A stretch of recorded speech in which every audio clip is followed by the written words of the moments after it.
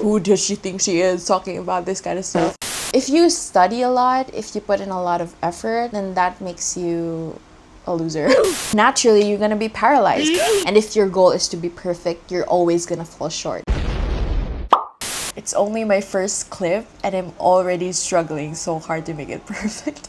Bruh. Anyway, hi, I'm Kez and this is my 5th take, and today I wanted to talk about a very personal topic, which is perfectionism. Just to give you an overview of what I will be talking about, I have my notes here. I will start this off with my background and then proceed to talk about why perfectionism persists, why maladaptive perfectionism is bad, my experience growing up, and my therapy and my meds journey and my experience with perfectionism now, and lastly, tips on how to manage perfectionism. So just a disclaimer before anything else, as I always say, I am not a mental health professional. I am a psych major currently on my 2nd leave of absence from school because of my severe depression. Without further ado, let's proceed. So just to preface my discussion, I will just briefly talk about like any diagnoses I have. You don't have to have a disorder to be able to call yourself a perfectionist. Please don't aim for that, but just to set expectations and like, who does she think she is talking about this kind of stuff? I have actually been diagnosed with a personality disorder. While I don't have OCPD or obsessive compulsive personality disorder, which is the personality disorder that is marked by extreme perfectionism, I have been diagnosed with other specified personality disorder, which basically means that I don't meet the threshold for a particular singular personality disorder, but I have manifestations of multiple ones that together meet the criteria for a personality disorder. And just to be candid, that does include OCPD for me, but also the other two in the cluster C, or anxious, fearful cluster of personality disorders. All this to say that I'm probably credible to talk about the topic of perfectionism. An important note though, I'm sure that you've probably heard of the term OCD and how it's loosely co-used with the term perfectionist.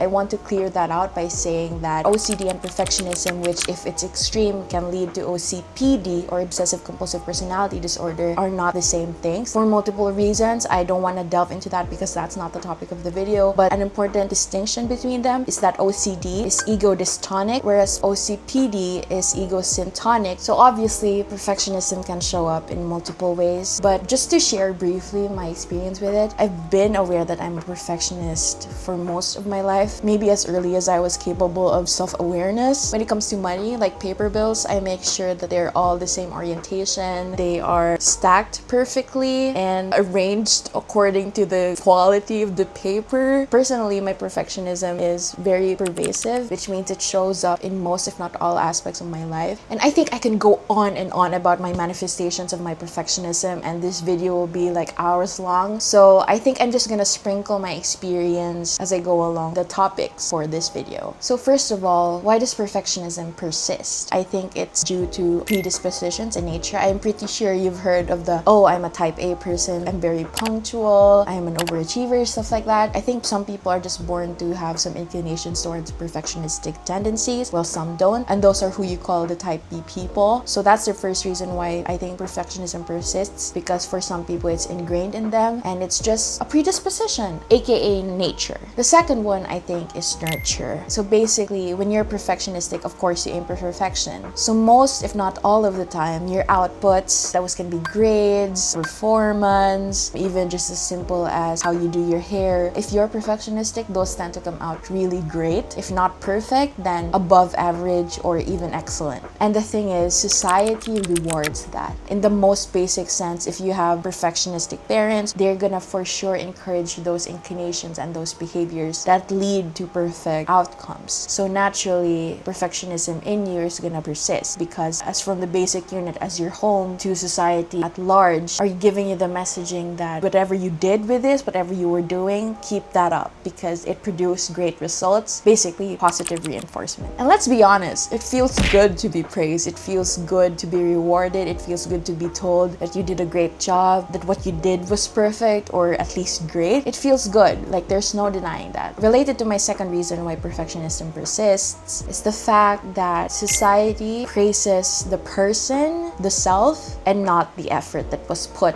into creating a great or perfect output. So naturally, it sends the messaging to the person that perfectionism is good and that you should maintain it, but also the messaging that if people think you're perfect or you think you're great, they're gonna treat you well. As you can see, this is gonna create a whole new kind of worms, like expectations about yourself to be perfect, but I will talk about that later on. So in other words, you get the messaging that not only is perfect good, being a perfect person is even greater. It's gonna get you rewarded, it's gonna get you praised. So naturally, you're gonna want to strive for that. You want to be perfect, which again is a reason why perfectionism persists. Other people's expectations for you is another thing. Other people's expectations for you to be perfect will be set, and most of the time, if not all the time, these expectations don't have the consideration of the statistical trend that is the regression to the mean. I learned this in my psychological assessment class. I will put a proper definition here, but it basically means that it is virtually statistically impossible for you to always be at the tail end of the bell curve, to be at the extreme, either extreme ends. It is a statistical trend for you to regress to the mean or to ascend to the mean, depending on which extreme you were. In other words, people are going to keep on expecting you to be perfect without considering that constant perfection is statistically unlikely. So given these brutal expectations, the will to strive for perfection gets reinforced because you don't want to fail these expectations. Failing expectations is painful. That's another reason why perfectionism persists.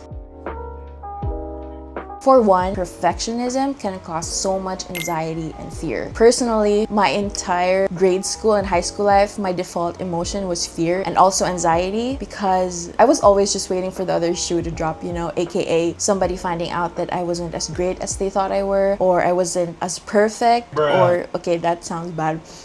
Okay, that sounds conceited. I'm so sorry. I just mean that I was afraid that people would soon find out that my output wasn't as great as they thought it would be, or that my reputation of being a smart kid was undeserved, stuff like that. So perfectionism can make you really anxious and afraid because there's always just this fear that you're gonna fail people's expectations, maybe more significantly fail your expectations of yourself. And that can be a really hard blow, even more if you already have a reputation for being perfect or like having perfect outputs or being a stellar, excellent person. And because of this anxiety and fear, most if not all perfectionists end up shrinking their world, which just means they just stick to what they know they can be perfect in just to make sure that they never fail. So that means not rising up to new challenges, not delving into foreign uncharted territories, even if they promise new experiences, potential joy, potential improvement. Basically, if I can't make sure that I will be perfect or I can be perfect or I will produce perfect outputs, I'm not gonna delve into that. I learned that from a very famous researcher. I just forgot her name, but I will link her talk in the cards. Ugh. Also, just a quick side note, in conjunction to the shrinking your whole world thing, she also talks about how perfection isn't even enough these days. Perfection has to be effortless. If you were able to achieve perfection, but you really had to put a lot of effort in it, it's not as valid of a feat. It's not as valid of an achievement because it has to be effortless. If you ace an exam, you shouldn't have studied much for it. You should have just I just studied for a bit, or I didn't even study at all. And that's gonna gain you so much praise, which is crazy because, again, her research is about praising effort, not the person, and the whole notion of effortless perfection just really discredits the effort a person puts into their performance and just really forwards the false belief that either you have it or you don't, and effort is not gonna do much. It's not gonna make much of a difference. And I just wanted to quickly put that bit about effortless perfection because it was a huge thing, not so much in college but in grade school and high school. Like, if you study a lot, if you put in a lot of effort, then that makes you a loser. Basically, not really, but like, you're not as good as the people who get similar scores but did not study for the test, which is a really toxic culture because come college or even the workforce, there will be a significant shift where effort and dedication will be rewarded and talent and innate intelligence will most of the time not be enough anymore. And this is why the gifted kids who don't really study for stuff spiral into crises. Personally, I know how it feels to be the person who doesn't have to study for stuff and the person who needs to study for stuff to get a high score. I guess that makes me flexible in that kind of sense. So I know how both sides feel. And I guess that's something I can be grateful for since I was able to have a little bit of self-discipline to study. But that's just something to think about, you know? And lastly, for the whole shrinking your world bit, most of the time, perfectionists lack creativity. And I am so guilty of this because growing up, whenever I had to do like a creative output, creativity is not as important as perfection. I think that's why like perfectionists and oftentimes overachievers get into trouble with plagiarism, I think, because basically they just want to grab something that is for sure gonna be deemed as perfect rather than to risk doing something new and have that be branded as mediocre or subpar. It's something that I personally have to look out for myself. I keep on having to remind myself that originality is more important than perfection in the field of arts, research, basically in all fields, I think. But I guess this is also a reminder that if you've ever teetered the line of plagiarism because of perfectionism, give yourself a little bit of grace, give yourself a little bit of empathy, because I don't think you teetered that line because you wanted to plagiarize, because the pressure was too high that you felt like you had no choice. The second reason is that perfectionism can drive you to be a workaholic.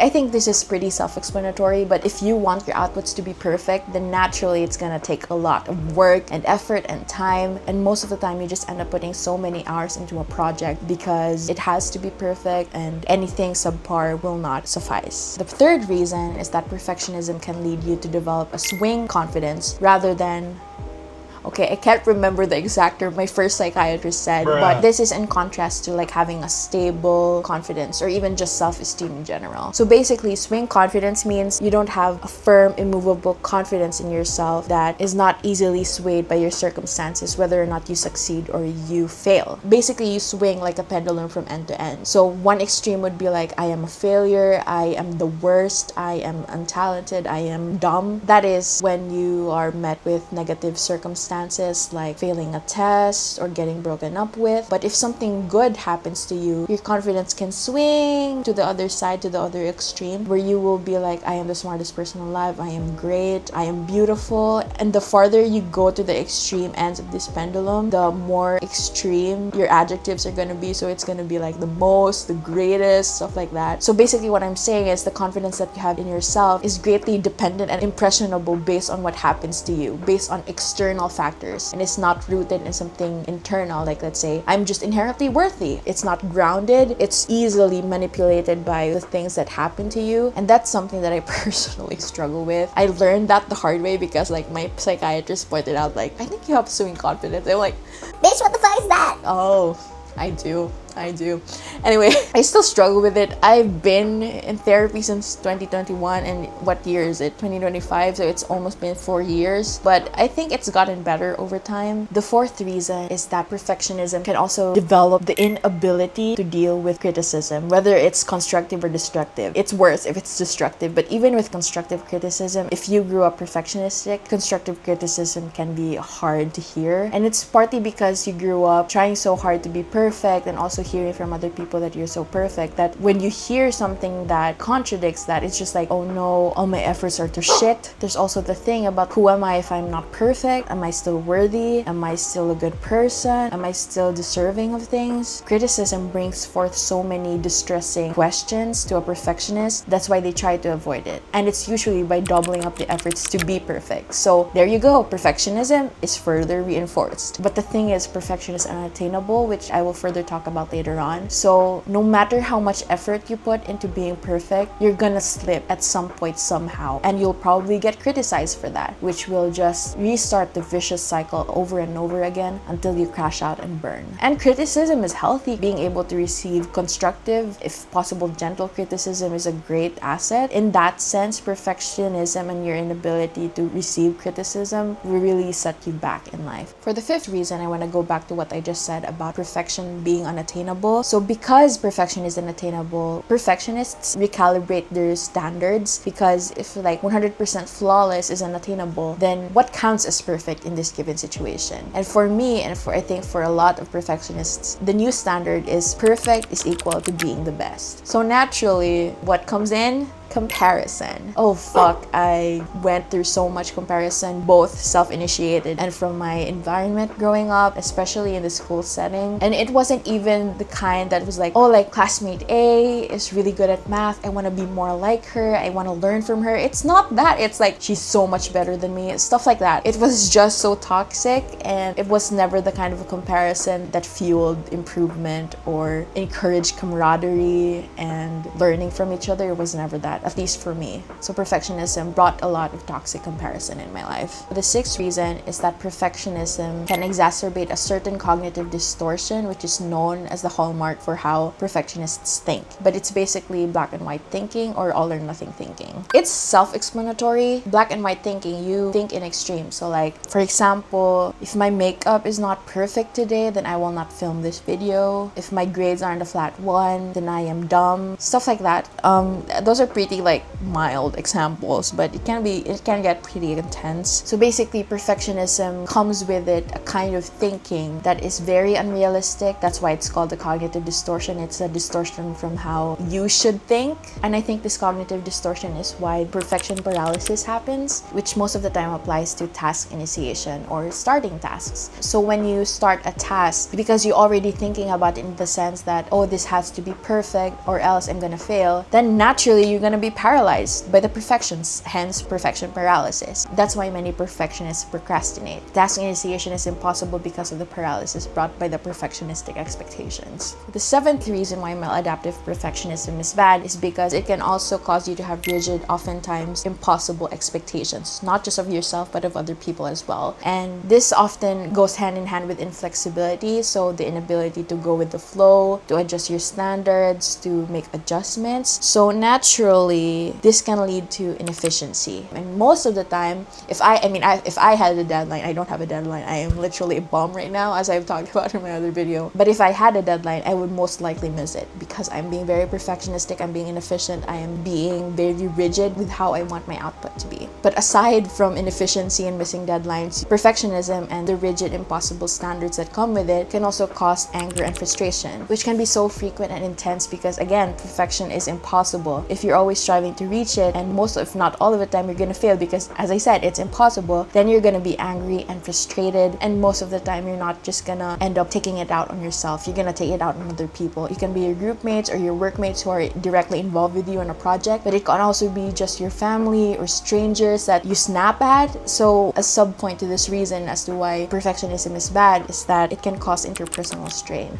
And guilty. I am guilty of everything that I've listed, but like this one too, especially in high school. It sucks to say, but I had the reputation of being scary. That's why not that people don't want to be group mates with me, because like most, if not all the time, I deliver stellar outputs because of my perfectionism. I'm not bragging at all. But the thing is, they will be scared to approach me because I might get too intense, or I might impose my standards upon them, or they might fail to meet my standards and I get angry at them. So it was not a great reputation. Thankfully, I'm not like that anymore. I haven't been like that anymore in college, but it took a lot of introspection and therapy to get there. And naturally, with all that said, the ninth reason why perfectionism can be bad is because in its extreme, it can cause depression. And I'm not just saying this because I'm a perfectionist and I'm depressed. There are a lot of studies linking perfectionism with depression. And I actually watched a research presentation by a very brilliant researcher. I will link it in the cards for those who want to watch the video. I'm just gonna proceed now to briefly talk about therapy and meds. I actually didn't go through my therapy notes for this video. See, that's how much my perfectionism has improved. Past me would be like, I have to scour every resource for this video or else I'm gonna be a fraud. I'm gonna teach like bullshit. But I'm not like that anymore, thankfully. But I just want to say, with regard to therapy and meds, that I wouldn't be able to make this video for you in this state if I didn't go through talk therapy especially, but also my psychotropic meds, which helped me deal with my depression so that I could slowly work on my perfectionistic tendencies. But I think what I'm trying to say is that if you struggle so much with perfectionism, I think therapy, and if applicable to you, meds can be a huge help. But I will not delve much into the specific things I learned from therapy because it's gonna take us a while and it's gonna require a lot of research for me, and I'm not down for it. But my first tip on how to manage perfectionism is not really a tip, it's just a reminder that perfection doesn't exist in reality. And if your goal is to be perfect, you're always gonna fall short. Although you're always gonna fall short, you will probably still land in a good place, a few inches away from perfect, and get rewarded for it. But the thing is, the disappointment and the sense of failure will stay with you, and that's gonna chip away at you, and just eventually I think you're gonna crash out. So that's one tip. Remember that perfection is not attainable, so maybe try adjusting your goals. Makasabi. Adjust. Anyway, the next tip is if you're into personality tests, personality tools, personality types, like for example the MBTI, which I personally think is a very useful tool if you look at cognitive stacks and Jungian psychology. But if you've never heard of the enneagram, I highly recommend reading into it. I will put the 2 books that I have been reading here. I'm not gonna say which type you likely are just to not influence your test results, but there is a specific type that is notorious for perfectionism, and if you resonate with it, then there are a lot of resources that explain why that is, but also tips on how to deal with the perfectionism. Third tip is based on cognitive behavioral therapy, or CBT, essentially the activity of reframing, which is a psychological technique that involves changing the way you view a situation, experience, or thought to gain a different perspective. So I have a few points under reframing. So number 1 is redefine what's good. Scrap the whole good is perfect thought, because again, perfect is unattainable. So in every situation, ask yourself, what is good in this situation? What is good enough? So for example, in this particular situation of me creating a video, good is being able to translate everything I want to say into the video. It doesn't have to be perfect, because again, perfect is unattainable. I just have to be able to make an engaging enough video where I get to talk about my thoughts, and if I get to post it, then that's good enough. Reframing 2 is asking yourself, are you striving for excellence or are you demanding perfection? I wanted to include this, but I just also want to say that this is very difficult, because if you're perfectionistic, the line between striving for excellence and demanding perfection from yourself is a very thin line. And even if you try to go the striving for excellence route, there's a huge chance that you're just gonna end up doubling over to the demanding perfection route. So it's a good question to ask yourself. Right now, with what I'm doing, am I striving for excellence or am I already demanding perfection for myself? Reframing 3 is redefining worth. What makes a person worthy? Is a person worthy only if they are perfect, or is a person worthy because they have inherent worth, because they are human? If you're Christian, because they've been made by God, is that why a person is worthy? Or is a person worthy only because they are perfect or because they produce great results? And I think that's gonna bring a lot of perspective changes. Take a person you love. For example, I'm gonna take my sister. Do I love her because she's perfect? The answer is no. It's also because she's not perfect.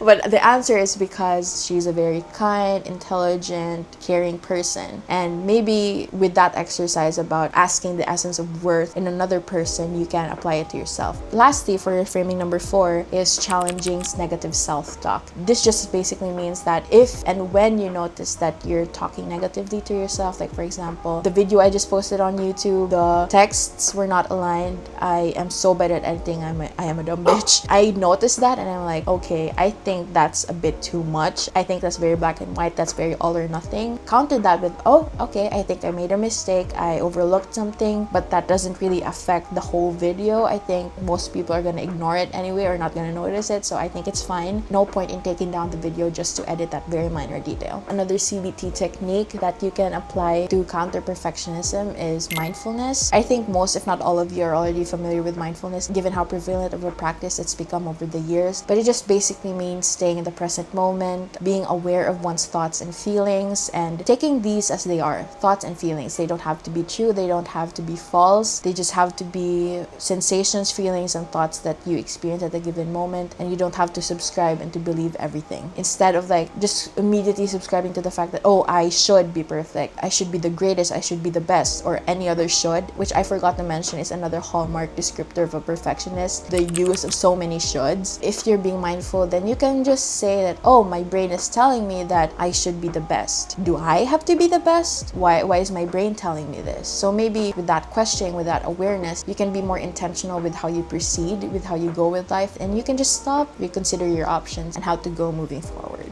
My 5th tip is for those who can relate to this tweet or Tumblr post. I can't remember, I was just gonna post it here.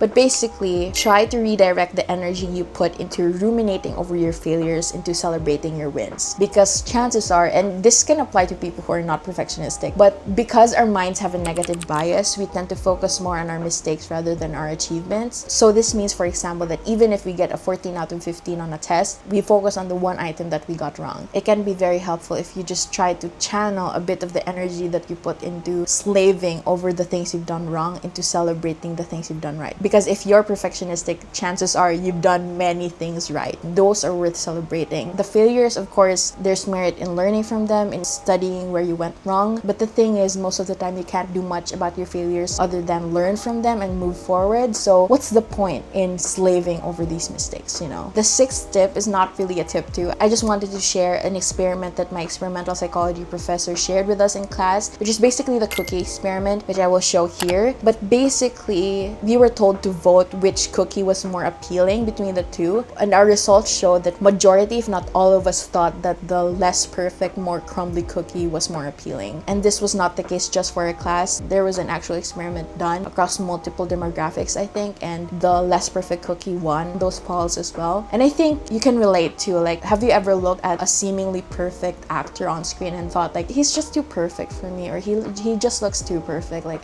he's not my type. And I think that just further solidifies the result of that experiment, which says that imperfection is attractive. Of course, like, we try to improve, we try to be better people, but having imperfections make you attractive because it shows that you're human. My last tip is not really groundbreaking. I just want to remind y'all to monitor social media use, especially if you're perfectionistic. You are prone to toxic comparison. If you can't cut down the hours, maybe just be more mindful about how you approach the platforms that you use. Check in with yourself. When I'm looking at this particular post, am I just appreciating, or am I already comparing myself and setting impossible expectations onto myself? I guess I just want to end this video by sharing one of my favorite Tumblr posts ever. Basically, it just says that anything worth doing is worth doing poorly, and it's better to do something poorly than to not have it done at all, especially if it's something important. This was a pretty heavy personal topic. I hope you learned something new. That's all I can hope for, honestly. If you have anything to share or ask me, please just drop them down in the comments below and I'll be sure to reply as soon as I can. I'm actually enjoying making YouTube videos these days, so I might just see you very soon. So bye.